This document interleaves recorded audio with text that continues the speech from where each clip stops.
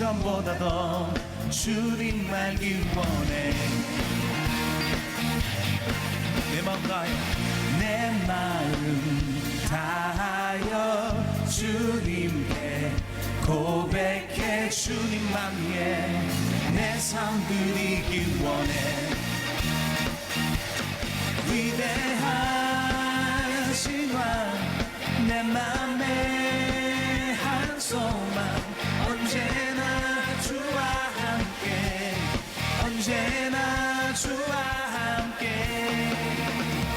예수 나의 영혼의 구세주, 영원 무궁히 주님만을 나 찬양하리. 주님은 아시네 주 사랑하는 마음 이전보다 더 주님 알길 원해. 내 마음 다하여 주님께 고백해. 주님만 위해 내 삶 드리길 원해. 위대하신 왕, 내 맘의 한 소망, 언제나 주와 함께, 언제나 주와 함께. 예수 나의 영혼의 구세주, 영원 무궁히 주님만을 나 찬양하리. 예수 나의 영혼의 구세주, 영원 무궁히 주님만을 나 찬양하리.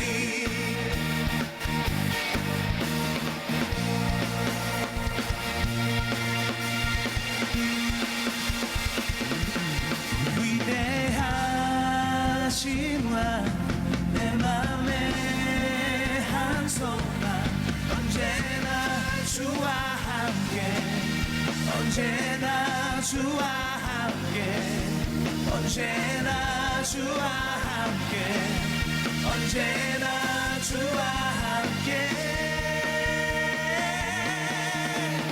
예수 나의 영혼의 구세주,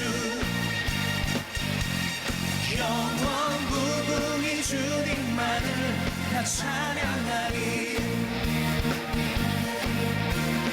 예수 나의 영혼의 구세주,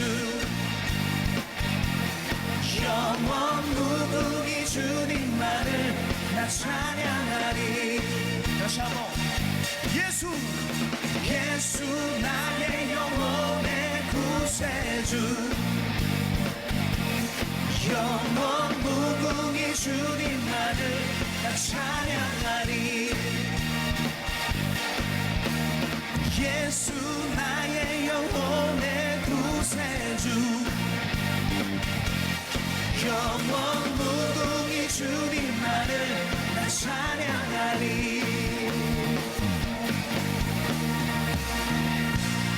할렐루야. 우리 주님께 높은 영광의 박수 올려드립시다.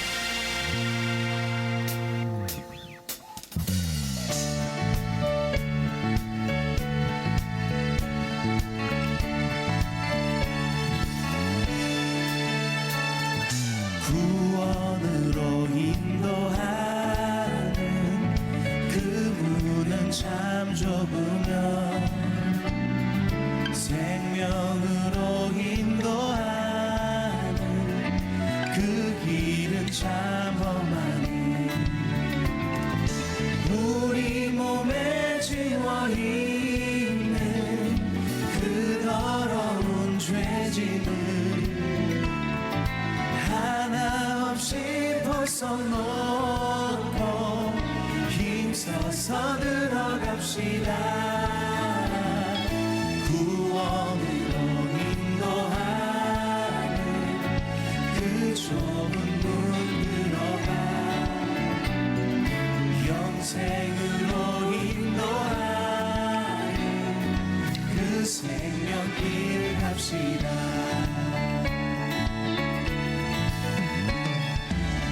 세상에 많은 사람 큰 문으로 들어가 넓은 길로 갈지라도 멸망으로 끝나니 세상 어떤 부귀영화 모두 내어버리고 주의 말씀 순종하여 그 생명길로 갑시다. 구원으로 인도하는 그 좁은 문 들어가 영생으로 인도하는 그 생명길 갑시다. 3절 찬양합니다. 구원의 문 열렸으니 주의 공로 힘입어 주저 말고 들어가서 생명길로 갑시다. 구원의 문 닫힌 후엔 들어가고 싶으나 한 번 닫힌 구원의 문 또 열려지지 않으리. 구원으로 인도하는 그 좁은 문 들어가 영생으로 인도하는 그 생명길 우리 몸에 지워있는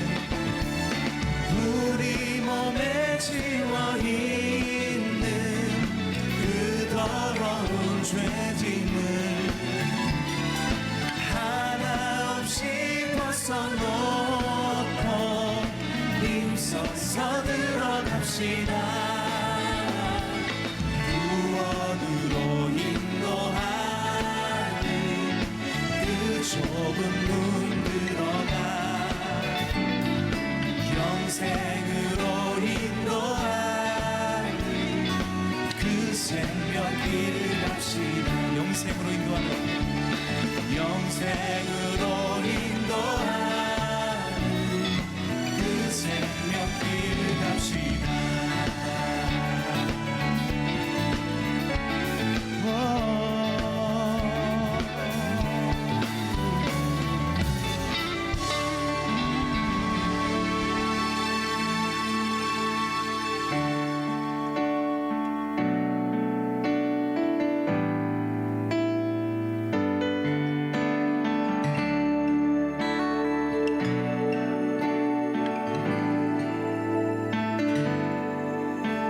세상 다 변하고 이 삶의 끝이 와도 주 없인 살 수 없네. 주만이 내 영광 변치 않는 진리 주 없인 살 수 없네. 세상 다 변하고 이 삶의 끝이 와도 주 없인 살 수 없네.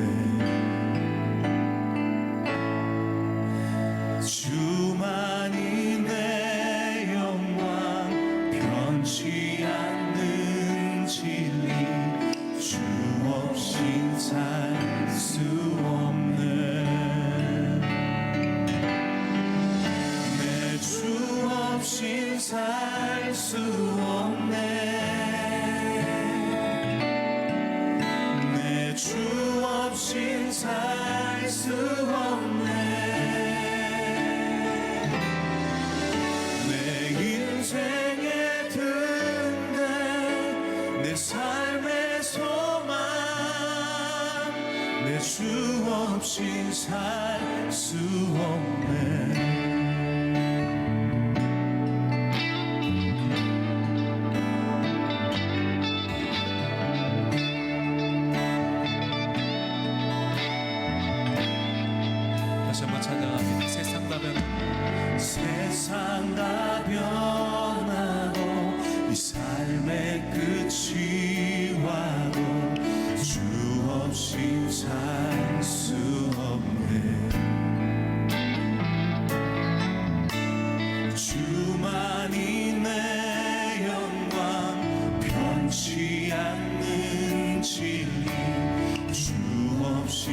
살 수 없네. 2절 찬양합니다. 좋으신 아버지, 좋으신 아버지, 진실하신 친구, 주 없인 살 수 없네. 내 소망, 내 위로, 내 영광, 내 기쁨, 주 없인 살 수 없네.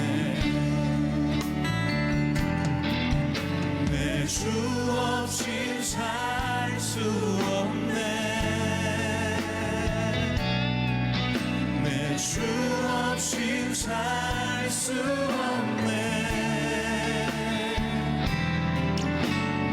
인생의 등대, 내 삶의 소망, 내 주 없인 살 수 없네. 내 주 없인 살 수 없네. 내 주 없인 살 수 없네.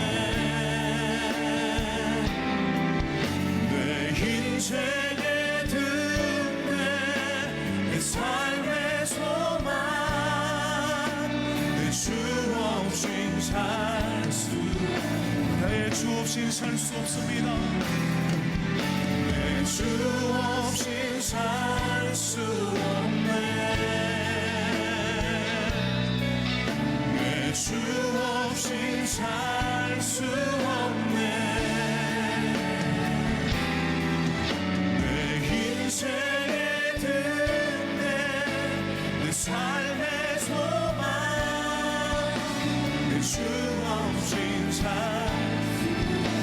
내 주 없인 살 수 없네. 주 없인 살 수 없네. 내 인생의 등대, 인생의 등대, 내 삶의 소망, 내 주 없인 살 수 없네.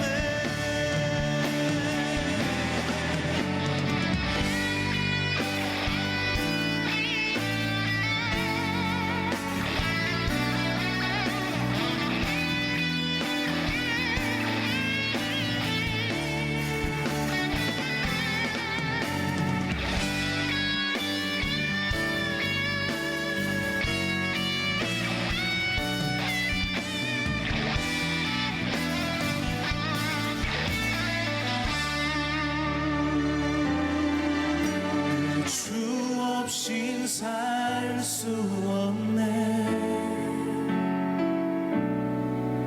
내 주 없인 살 수 없네. 내 인생의 등대, 내 삶의 소망, 내 주 없인 살 수 없네. 내 인생의 등대, 인생의 등대, 내 삶의 소망,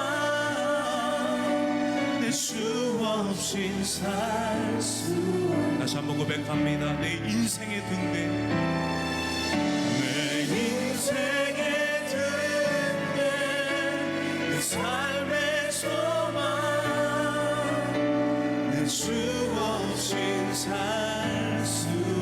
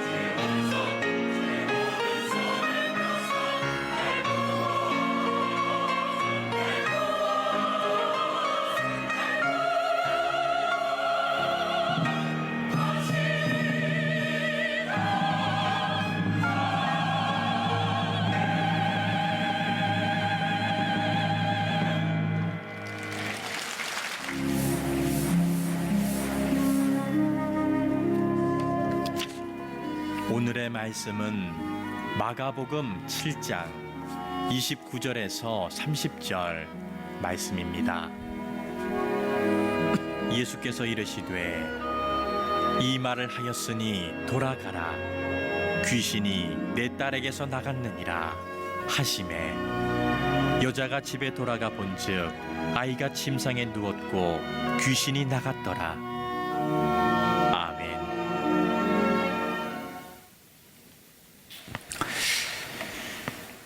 몇 년 전부터 방송가에 파일럿 프로그램이 인기를 끌고 있습니다. 이게 뭐냐면 정규 방송으로 편성하기 전에 시청자들의 반응을 보기 위해서 시험적으로 제작해서 방송하는 프로그램입니다. 이번 설에도 각 방송국에서 파일럿 프로그램을 여러 개 내보냈는데 그중에 가장 호평을 받은 프로그램이 사장님 귀는 당나귀 귀, 이런 프로그램이었습니다. 자신을 평상시에 꽤 좋은 상사로 여기고 있는 리더들을 불러놓고 그들이 몰랐던 직원들의 고충과 속내를 보여주는 관찰 프로그램이었습니다. 리더들의 반응이 다양했습니다. 어떤 리더들은 자기 직원들이 자기를 저렇게 생각하는지 몰랐다, 이래서 충격을 받는 리더들도 있었고, 또 어떤 리더들은 내 의도가 저게 아닌데 왜 저렇게 오해를 하지? 그러면서 안타까워하는 찹찹한 모습을 보이는 리더들도 있었고, 결론적으로는 그래도 내가 저렇게밖에 보이지 않았으니 내가 잘못한 것 같다, 그래서 반성하고 잘하겠다, 뭐 이렇게 훈훈하게 프로그램들이 마무리가 되었습니다. 우리가 살면서 참 어려운 것 중에 하나가 인간관계입니다. 왜 인간관계가 어렵냐? 진짜 속마음을 모르기 때문에 그래요. 내 마음은 그게 아닌데 상대가 내 진짜 마음을 몰라주거나, 또 나도 상대의 본 마음을 오해하거나 제대로 알지 못할 때, 그래서 인간관계는 참 어렵습니다. 예를 들자면 아내가 나는 돈 같은 거 필요 없어, 선물 필요 없고 당신이면 돼, 이렇게 말할 때 그게 진심인지 속내는 그게 아닌지, 이거 어렵잖아요. 그걸 또 순진하게 다 그대로 믿는 남자들이 몇몇 있어서 문제입니다. 만약에 진짜 속내만 알 수 있다면 말은 그렇게 해도 저 사람이 진짜 마음은 그게 아니야, 그렇다면 관계가 어렵지 않을 거예요. 신앙생활도 그렇습니다. 우리가 기도하는 게 어렵다고 하고 신앙생활하는 게 어렵다고 하는 이유는 여러 가지 이유가 있겠지만 가장 큰 이유는 하나님의 본 마음을 모르기 때문에 그래요. 하나님의 본심이 그게 아닌데 우리는 보여지는 대로, 내게 주어지는 환경대로 모든 걸 평가하다 보니 하나님의 진짜 마음은 모른 채 내가 판단하면서 믿음 생활이 어렵고 기도 생활이 어렵다고 말하는 거예요. 그래서 오늘 마가복음 7장에 나오는 두 인물을 살펴볼 건데, 이 두 사람은 이제 어떤 거냐면 의도를 했던 의도하지 않았던 간에 하나님의 본심을 따라 기도한 사람들이에요. 그러니까 하나님의 본심이 이거구나 라고 해서 의도했던 의도하지 않았던 그렇게 기도했던 두 사람의 이야기. 이 마가복음 7장에 나오는 얘기는 이런 겁니다. 예수님께서 공생의 기간 동안 가장 중점을 두어서 사역했던 게 두 가지예요. 치유와 말씀을 전하는 거예요. 그러니까 여러 가지 사역이 있지만 예수님에게 가장 중요한 건 말씀 전하는 거하고 치유하는 거예요. 여러분, 우리가 신앙생활하면서 어려운 것 중에 하나는 너무 사람들이 분주해요. 본질을 잃어버리는 거예요. 교회는 말씀을 듣는 곳이에요. 그리고 아파하는 사람들 치유하고 사랑하는 곳이에요. 이 두 가지 사역이 교회의 본질입니다. 그런데 우린 이 본질적인 사역보다는 사람들과 무슨 만나서 교제하고 또는 어떤 우리끼리 만든 인간적인 약속들을 지키느라고 정작 본질적인 사역보다는 이런 부수적인 사역에 시간을 뺏기면서 어려움을 겪는 교회와 성도들을 많이 만납니다. 저에게 제일 중요한 건 말씀 전하는 거예요. 그리고 아파하는 이들에게 그들의 아픔을 이해하고 그 아픔을 치유하는 일. 이게 예수님에게서 배운 사역이어야 되고 우리의 사역이 돼야 돼요. 예수님이 그렇게 말씀의 본질에 또는 치유의 본질에 최선을 다하니까 영적 목마름을 느끼던 많은 사람들이 예수님을 따라다니게 되죠. 여러분, 자연의 법칙은 비슷합니다. 빛이 있으면 어둠이 있고 한쪽에서 좋아하면 싫어하는 사람이 생기게 돼 있습니다. 예수님이 사람들에게, 대중들에게 많은 신뢰를 얻고 인기를 얻으니까 반면에 예수님을 극도로 싫어하는 사람들도 생겼어요. 그게 누구냐? 유대 지도자들이에요. 서기관, 바리새인, 사두개인들. 이 사람들은 예수님을 왜 싫어했을까요? 이 사람들의 특징은 자기들이 항상 대접받고 인정받는 걸 좋아하는 사람들이에요. 왜냐하면 그동안 이들은 종교적인 특권을 누렸던 사람들이에요. 구약에서부터 넘어온 율법을 가지고 그 율법을 가르치고 그 율법을 전하면서 이미 종교적인 특혜를 많이 누렸던 사람들이에요. 그런데 어느 날 예수님이 딱 등장하면서부터 자신들이 누리던 인기를 빼앗기기 시작합니다. 자기들은 겨우 율법을 그대로 가르치는 정도인데 예수님이 말씀을, 복음을 전하는데 율법하고 비교할 수 없는 새 계명을 가지고 사람들에게 전하니까 사람들이 막 환호하기 시작하는 거예요. 야, 정말 율법사들이 전하는 그런 말씀하고는 차원이 다른 말씀이 예수님에게 들리니까 사람들이 예수님께 막 몰려들지요. 그래, 불안한 거예요. 자신들의 기득권을 다 뺏길 것 같은 거죠. 그래서 그들은 기회를 엿보다가 사사건건 예수님께 시비를 걸기 시작합니다. 그때마다 예수님은 율법의 본질을 강조하면서 모든 논쟁을 참 지혜롭게 이겨요. 그러니까 꼭 사람이 싸워서 이기는 게 아니라 지혜롭게 이기는 게 이기는 거예요. 싸우지 않고도 이기는 게 지혜로운 거예요. 그게 예수님의 방법이었던 것 같아요. 이에는 이, 칼에는 칼, 이렇게 싸우는 게 아니라 그 모든 사사건건의 시비와 논쟁들을 예수님이 잘 본질적으로 지혜롭게 그것들을 잘 이겨나가죠. 그런데 사람이라는 게 오랫동안 같은 일이 반복되면 지치잖아요. 싸우는 것도 한두 번이지 계속 시비를 걸고 따라다니면서 계속 문제 제기를 하니까 예수님 굉장히 피곤하셨겠죠.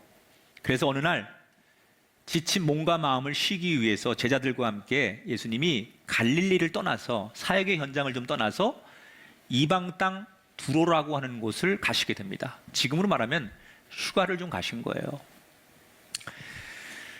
두로는 지금으로 말하면 레바논입니다. 중동 지역에. 이곳에 가서 예수님께서 좀 쉬는데, 이곳은 외국이니까 예수님을 알아보는 사람들이 많이 없었겠죠. 그리고 항구 도시예요. 그래서 다양한 사람들이 모여 있는 곳입니다. 그래서 그곳에서 예수님께서 좀 쉼을 갖고 있는데 어느 날 예수님이 쉬고 있는 집에 문이 부서져라 할 만큼 아주 문을 거세게 두드리는 한 소리가 들리기 시작합니다. 예수님 누군가하고 방문을 열어봤더니 한 여자가 예수님을 보자마자 땅바닥에 엎드려 엉엉 울면서 한마디 하는 거예요.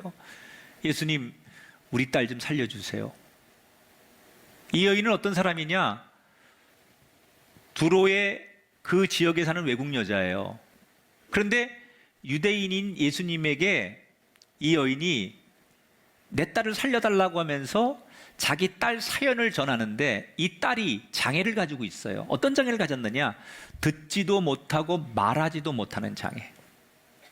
장애라는 게 여러분, 말을 잘 못하시는 분들이, 듣지 못하시는 분들이 말도 잘 못하시잖아요. 안 들리니까 말을 잊어버리게 되죠. 그래서 두 가지 장애를 갖는 딸이 있었는데 예수님을 찾아와서 자기 딸을 고쳐달라고 얘기를 하는 거예요. 자, 여러분, 이 여인이 한 아이의 딸, 아이의 엄마로서 어떤 인생을 살아왔을지 한번 여러분 추측해 보세요. 당연히 그 딸의 병을 고치기 위해서 좋은 의사, 좋은 약, 그리고 세상에 용하다는 무당 안 해본 일 없이 그 엄마는 젊은 시절 그 딸을 위해서 최선을 다했을 거예요. 그런데 어느 누구도 그 문제를 해결하지 못하는 거예요. 수없는 실패를 거듭한 끝에 더 이상 이제 가망이 없다고 생각하고 모든 걸 포기하고 있었어요. 그런데 어느 날 그렇게 다 포기하고 있는 그 어머니에게 누군가가 한 이야기를 들려주는 거예요. 어떤 이야기냐? 갈릴리에서 온 예수님이라는 분이 있는데, 이분이 오늘 우리나라에 지금 들어와 있는데, 이분이 갈릴리에서 수없는 병자들을 고치고 정말 오갈 데 없고 힘없는 사람들의 편이 되어서 하나님의 나라를 전하는 아주 유명한 분이 왔는데 이분이 갈릴리에서는 굉장히 사람들한테 존경도 많이 받고 훌륭한 분이라는데 이런 얘기를 소문을 듣게 되는 거예요. 이때 이 여인이 정말 절망하고 있다가 예수님의 소문을 듣는 순간 마지막이라는 심정으로 유대인인 예수님을 찾아오는 거예요. 지금 유대인들과 이방인들의 관계는 그런 관계예요. 그런데 그 이방인이 유대인인 예수님을 그런 민족적 정서를 감정을 다 배제한 채 오직 딸만을 위해서 살려달라고 지금 방문을 하는 거예요. 저는 여기서 이 여인이 운명을 바꿔놓을 수 있는 단초가 뭐냐, 어느 날 길을 가다가 예수님의 소문을 들은 거예요. 말씀 한마디가 꽂힌 거예요. 예수님이 갈릴리에서 이곳에 오셨다는데 그 예수님이 이런 분이란다 라는 소문을 듣는 순간 그녀의 운명이 바뀌고 그녀의 가정이 바뀌고 딸의 인생이 바뀌었어요. 여러분, 우리가 오늘도 설교를 듣고 예배를 드리지만 30분 전하는 설교 다 여러분이 다 기억할 수 없어요. 어떤 사람에게 그 한마디가 꽂혀서 인생이 바뀌는 거예요. 하나님의 말씀은 한마디가 내 인생에 확 박힐 때 그 말씀 때문에 내 인생이 역전되는 거예요. 오늘도 그 말씀이 들리게 되길 바랍니다. 다 사람마다 다르지만 오늘 저 말씀이 우리 가정을 바꿔놨고 저 말씀 한마디가 내 인생을 바꿔놨고 저 말씀 때문에 내가 절망의 수렁에서 일어날 수 있었다는 말씀이 여러분에게도 있게 되길 주 이름으로 축원합니다. 이 여인이 그 말씀 한마디에 인생이 바뀐 거예요. 예수님을 몰랐어요. 그런데 그냥 말씀 하나가 어느 날 딱 들어와가지고 그 말씀이 자기를 붙들었을 때 이 여인은 희망을 찾은 거예요. 예수님이 이 여인의 상황을 다 아셨어요. 너무 절박하고 딸을 사랑하는, 그동안 고생했던 그 모든 과정을 다 아셨던 예수님께서 이 여인이 그렇게 찾아왔을 때 우리가 알고 있는 상식적인 예수님이라면 어떻게 하실 것 같아요? 당연히 그 여인을 위로하고 그 딸아이를 고쳐주는 게 우리가 알고 있는 예수님의 모습이에요. 그런데 예수님이 우리가 알고 있는 그런 인자한 모습이 아닌 뜻밖의 행동을 하십니다. 27절을 같이 보겠습니다. 자녀로 먼저 배불리 먹게 할지니 자녀의 떡을 취하여 개들에게 던짐이 마땅치 아니하리라. 자, 이 얘기입니다. 나는 유대인인데, 예수님이 나는 유대인들을 살리기 위해서 왔는데 유대인들이 보는 너희 이방인들은 개 같은 존재들이다. 유대인들이 보는 이 외국 사람들, 특히 이 두로 지방의 이방 사람들은, 유대인들은 사람처럼 여기지 않고 하찮은 개처럼 여기는데 나는 유대인이고 하나님이 유대인들을 먼저 살리라고 나를 보내주셨기 때문에 내가 유대인들을 지금 살리는 일에 힘을 쓰지 너희들 이방인들에게까지 그런 자비와 은총을 베풀 능력이 없다, 이렇게 말씀하신 거예요. 좀 충격적입니다. 같은 말을 해도, 거절을 해도 상처가 안 되게 할 수 있을 텐데 너무나 매몰차게 예수님께서 상처를 확 뿌리는 만큼 이 여인에게 정말 어떻게 이렇게 상처를 줘요? 이 여인의 입장에서 어떤 생각이 들었을까요? 세상에 돈 없고 힘 없고 능력 없어서 그동안도 서러움 많이 당했던 이 여인이 예수님은 안 그런 줄 알았더니, 내가 듣는 소문에 예수님은 참 인자하시고 사랑이 많으신 분이라고 해서 왔더니 이분 역시 별거 없구나. 돈 없고 힘 없고 배경 없고 능력 없는 사람을 무시하고 역시 있는 사람, 능력 있는 사람만 대우하는 건 예수님도 마찬가지구나. 그러면서 그녀는 엄청나게 좌절과 상처를 받고 주저앉았을 거예요. 그때 좌절하는 그녀에게 조금 전에 예수님께서 자기에게 독서를 쏟아부으면서 하셨던 말씀을 다시 한번 상기하면서 머리에 스쳐 지나가는 말이 하나 있었어요. 27절 다시 읽어볼게요. 자녀로 먼저 배불리 먹게 할지니. 여기 먼저라는 단어. 자, 먼저라는 단어는 어떤 거냐면 다음 순서가 있다는 거예요. 먼저 하고 그 다음이라는 순서가 있다는 뜻이에요. 예수님께서 조금 전에 내가 유대인에게 하고 유대인에게 먼저라는 말씀을 하셨다는 것은 유대인만 할 것 같았으면 먼저라는 단어를 쓰지 않았을 거예요. 유대인을 먼저라고 표현하셨던 것은 그 다음에 순서를 이방인에게도 하겠다라는 마음이 있었기 때문에 중간에 단어를 유대인 먼저라고 단어를 쓰신 거예요.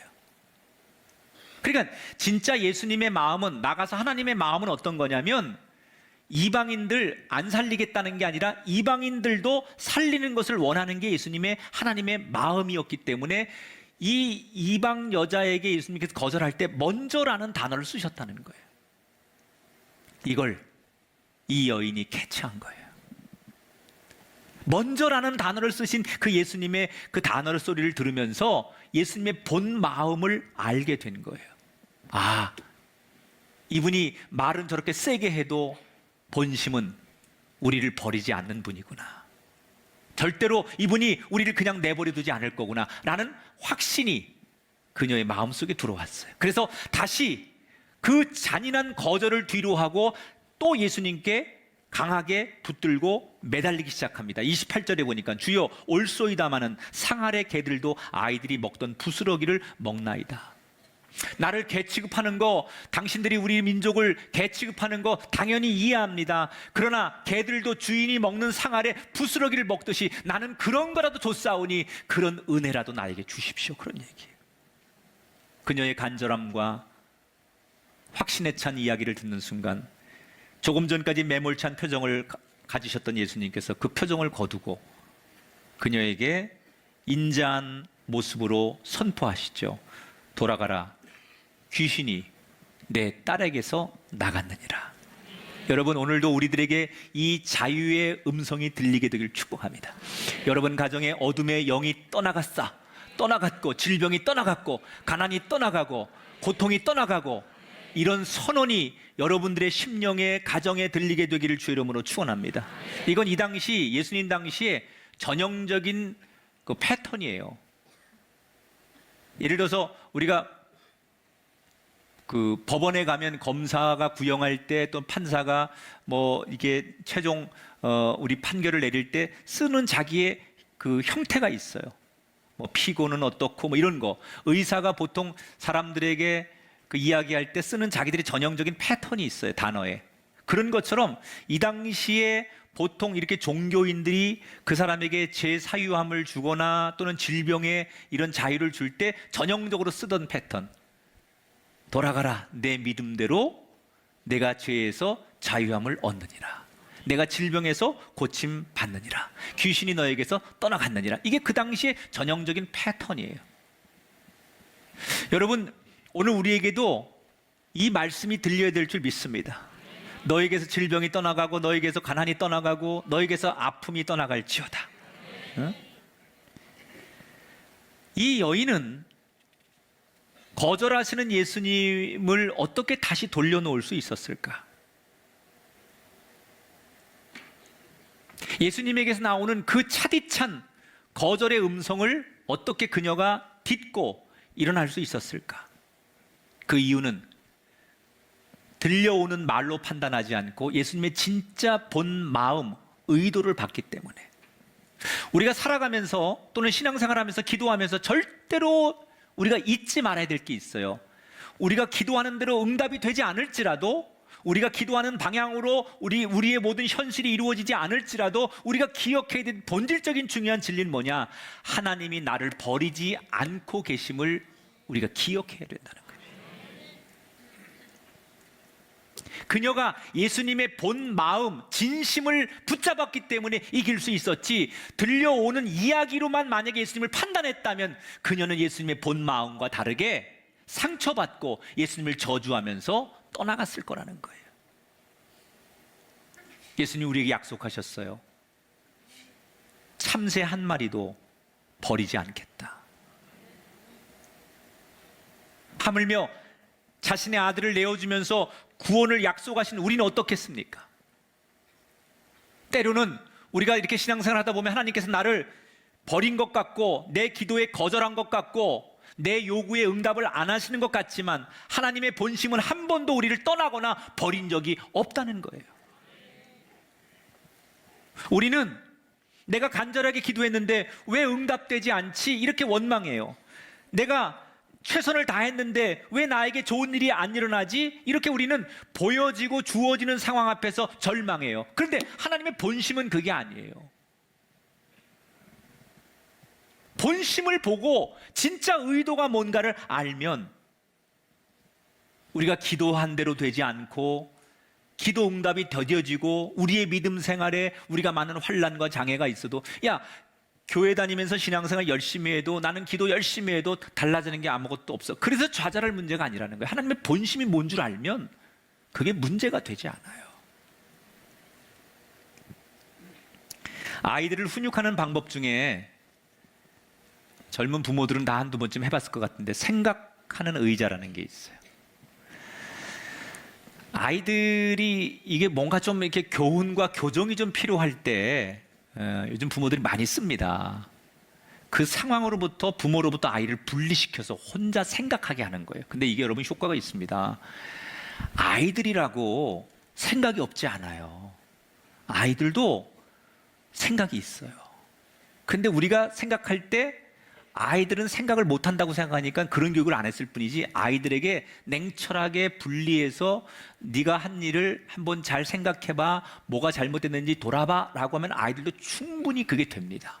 그래서 이게 효과가 있는 거예요. 그런데 우리가 그 어린 아이들을, 몇 살 안 되는 아이들을 손들고 너 가서 1시간 동안 서 있어, 거기 앉아 있어, 혼자 생각해봐, 뭘 잘못했는지, 왜 동생을 때렸는지 뭐 이러고 이제 주변 애들이 가서 앉아 있잖아요. 근데 처음에는 되게 아이들이 씩씩거립니다. 막.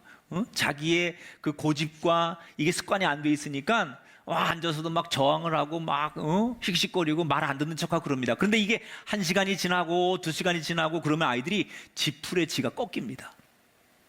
그래서 나중에는 이제 아이들이 훌쩍훌쩍하면서 엄마 잘못했어, 내가 미안해, 동생 때려서 내가 잘못한 거야, 막 그리고 애들이 이제 자기 죄를 스스로 고백하게 됩니다.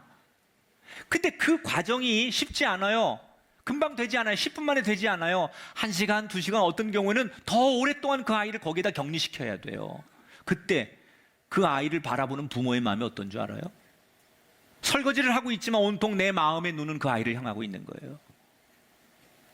TV를 보면서 너 손 똑바로 들고 있어 라고 엄하게 얘기하는 아빠의 그 말은 그렇게 들릴지 몰라도 진짜 본심은 얼마나 저 아이가 지금 힘들고 내가 너무하는 건 아닐까? 저 아이가 상처받는 건 아닐까? 그래서 그 아이에게 진한 마음이 가 있는 게 아빠의 마음이에요.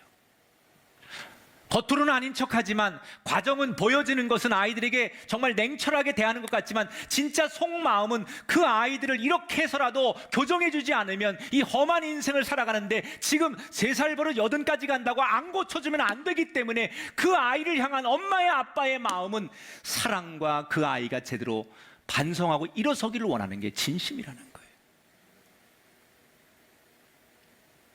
하나님의 마음이 그렇습니다. 우리 눈에는 안 보이지만 하나님은 그 누구도 절대 버리지 않습니다. 내가 아플 때 함께 아파하시고 내가 마음을 알아주기를 원할 때 내 마음을 알아주시는 분, 그게 하나님의 본심입니다. 에레미야 선지자 시절에 이스라엘 백성들은 하나님께 우리가 버림받았다라고 생각하면서 하나님 앞에 저항을 할 때 에레미야 선지자가 백성들이 이렇게 외칩니다. 주께서 인생으로 고생하게 하시며 근심하게 하심은 본심이 아니시로다. 우리의 마음과 손을 아울러 하늘에 계신 하나님께 들자 그랬어요.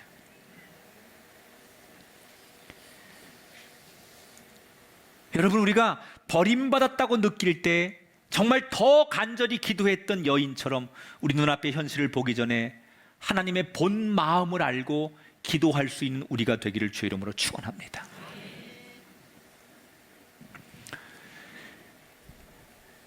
예수님께서 이렇게 두로 지역에서 쉼을 갖고 다시 일상으로 이제 복귀하시는 거예요. 그래서 갈릴리로 돌아오십니다. 그래서 이제 갈릴리에서 사역을 하는데 어느 날 동네 사람들이 우르르 한 사람을 데리고 예수님께 오는 거예요. 동네 사람들이 한 사람을 위해서 다 같이 와가지고 예수님께 이 사람을 부탁합니다. 그러면서 이 사람 사정을 이야기하는데 이 사람은 귀도 먹고 말도 잘 못하는 사람이에요. 그러니까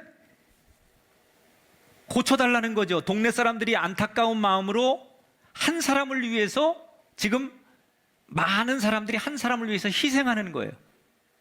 그러니까 예수님께서 자기밖에 모르는 이 세대에 한 사람을 위해서 공동체가 희생하는 그 애틋한 마음을 받으셨던 것 같아요. 그래서 예수님께서 약속하십니다. 내가 너희들이 데려온 이 사람을 고쳐주리라. 여기서 중요한 거는 이 환자가 자신의 믿음 때문에 고침받는 게 아니라는 거죠. 동네 사람들의 애틋한 마음, 동네 사람들의 관심 때문에 고침받는 거예요. 때로는 내 기도가 제일 중요합니다. 내가 아파서 내 문제를 놓고 기도하는 게 제일 중요한데, 내가 못할 때 내 배우자가 애틋한 마음으로 기도하면 그것도 하나님 앞에 감동이 되는 거예요.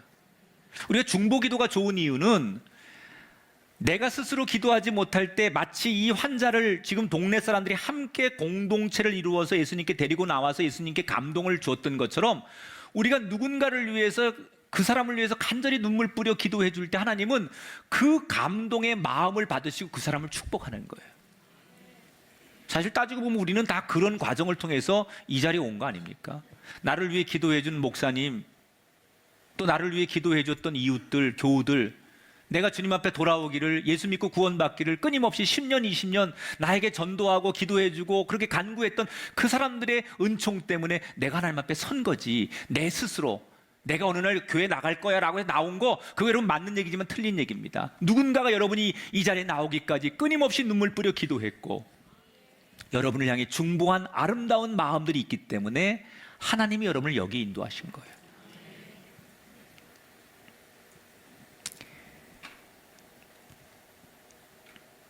예수님께서 그 동네 사람들이 그 애틋한 마음을 받으시고 감동을 받고 이 사람을 고쳐주겠다고 약속하시죠. 그리고 곧바로 뭘 하느냐, 33절에 보니까 예수께서 그 사람을 따로 데리고 무리를 떠나셨다 그랬어요.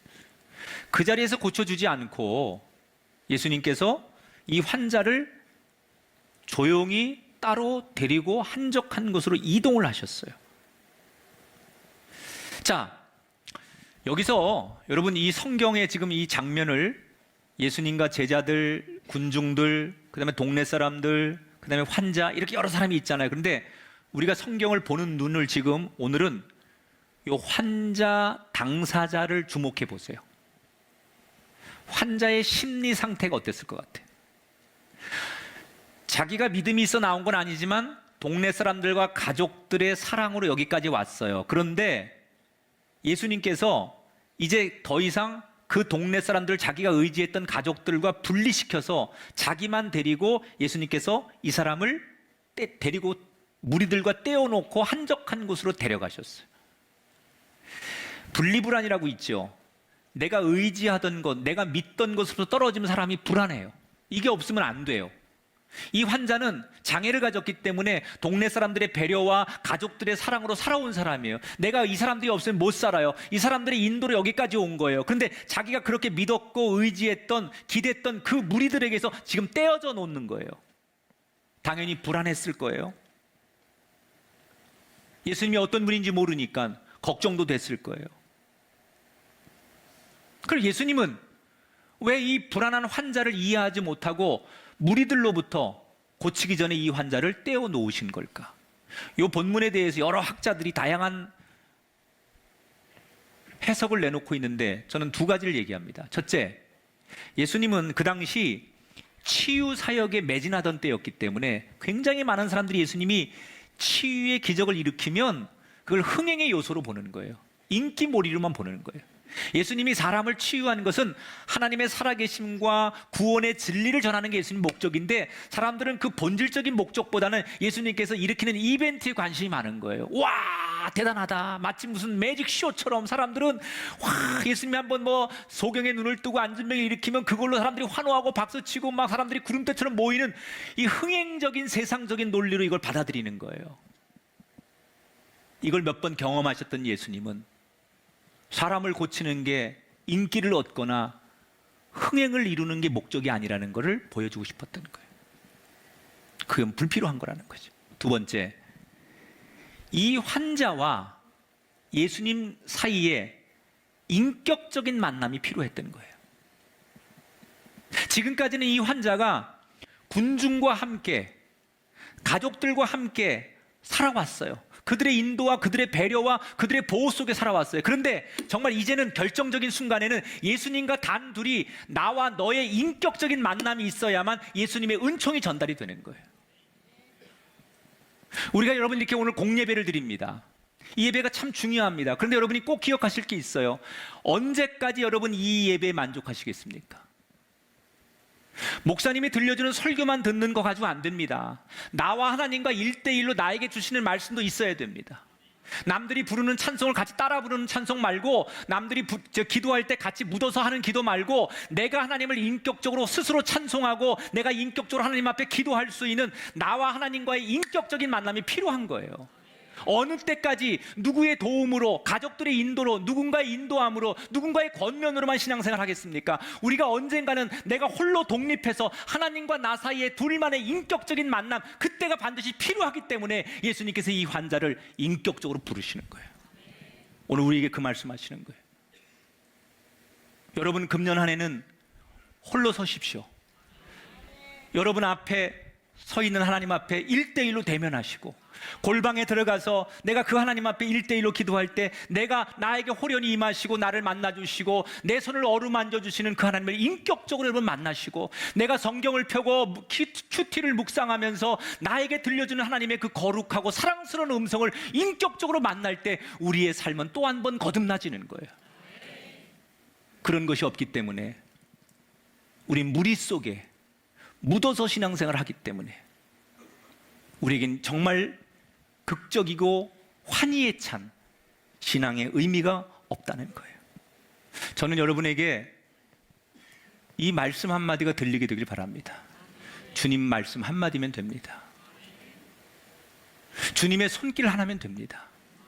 우리의 우리의 인간의 어떤 회의나 인간의 지식의 집합이 아니라 주님 말씀 한마디로 살고 일어서는 거고, 주님 말씀 한마디로 넘어진 자가 회복되고 실패한 자가 다시 일어나는 거, 주님 말씀 한마디에 달려 있습니다. 앞에 귀신 들린 사람도 마찬가지고 이 장애를 가진 두 번째 인물도 마찬가지입니다. 주님 말씀 한마디에, 주님 손길 하나에 그들이 회복되기도 하고 고침받기도 하고 일어나기도 합니다. 여러분에게 오늘 주님의 그 말씀 한마디 임하게 되기를 축복합니다.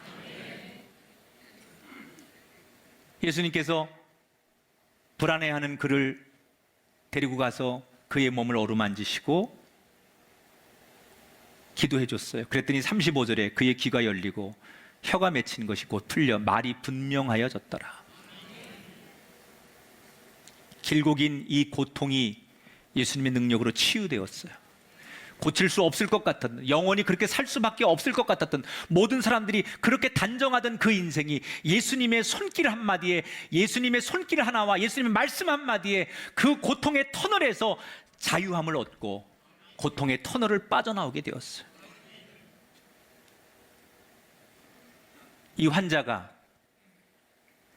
자기가 너무 의지했던 사람들로부터 분리되고 지금 이해할 수 없는 상황으로 자기가 들어갔지만, 내가 의도한 게 아니지만 예수님이 나를 그렇게 인도하셨지만, 내가 의도한 건 사람들 옆에서 나를 고쳐주는 거예요.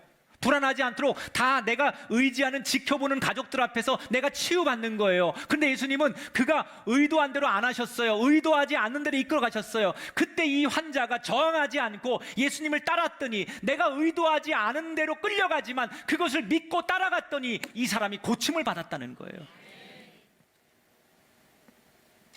우리는 내가 믿었던 사람들, 내가 너무 믿었던 직장, 내가 믿었던 명예와 재물로부터 분리될 때 너무나 힘들어합니다.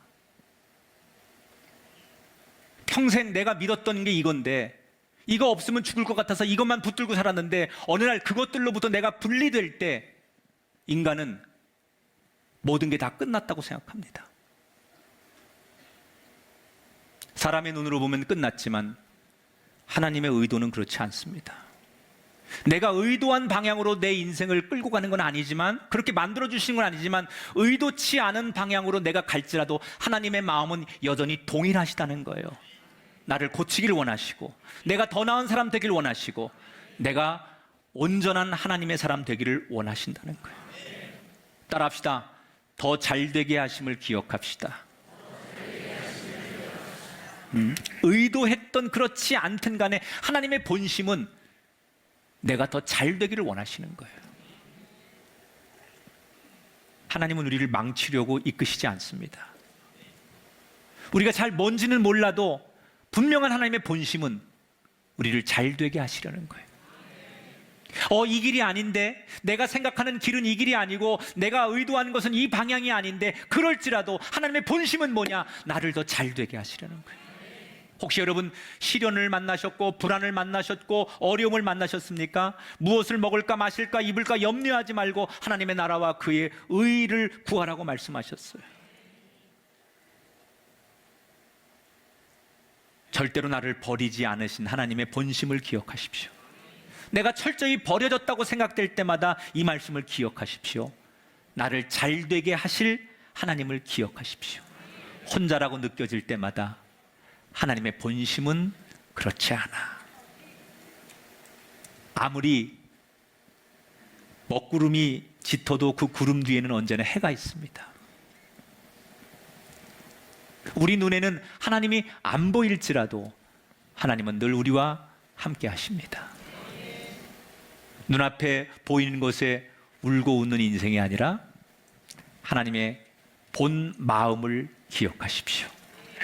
그래서 우리는 본질로 이기는 사람, 하나님 마음이 그렇지 않은데 보여지는 일들 때문에 낙망하고 절망하는 사람이 아니라 환경에 구애받지 않는 그런 하나님의 본심에 의해서 살아가는 행복한 여정이 될 수 있기를 주의 이름으로 축원합니다.